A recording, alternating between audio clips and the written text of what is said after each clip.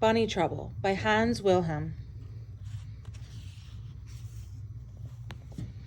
Once there was a rabbit colony that was different from any other.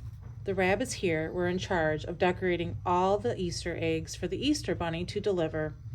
Everyone worked year-round getting ready. Everyone except Ralph. He cared for only one thing in the world: soccer.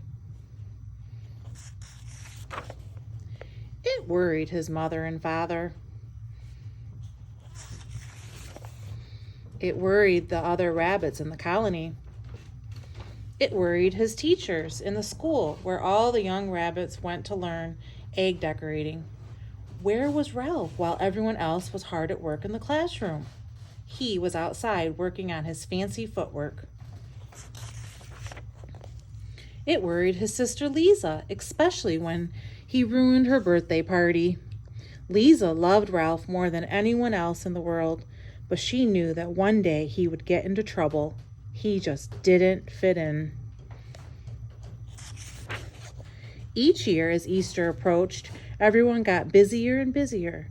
The chickens laid more eggs.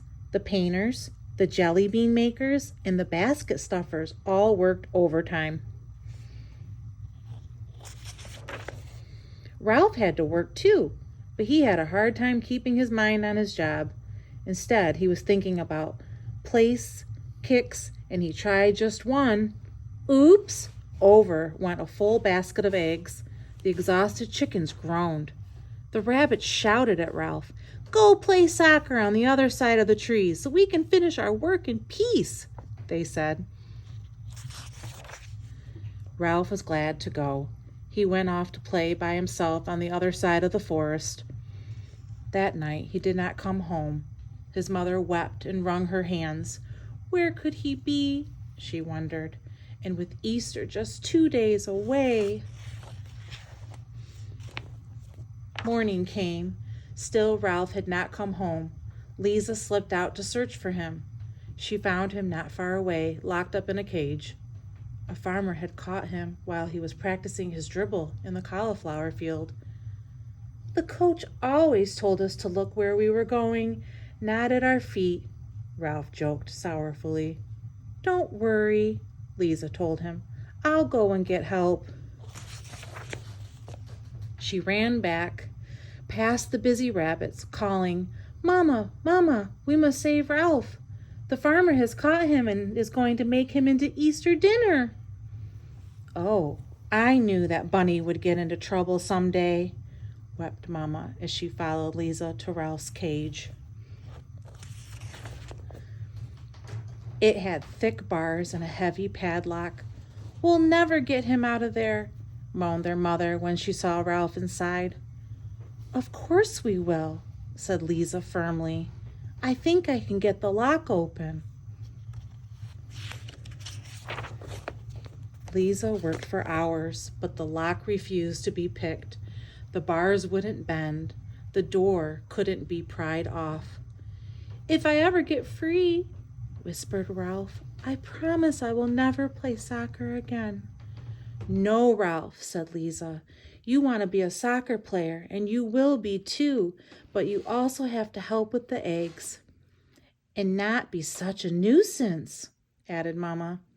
Ralph knew they were right. He promised to do what they said.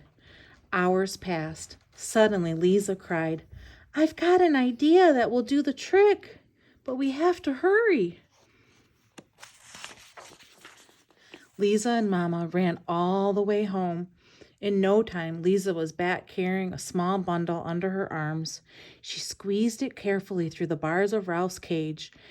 Then she whispered the plan. The next morning, there was a great commotion around the cage.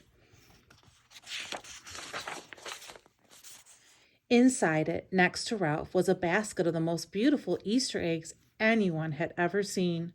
Some were polka-dotted, some were dyed deep purple, and some were painted with rainbows.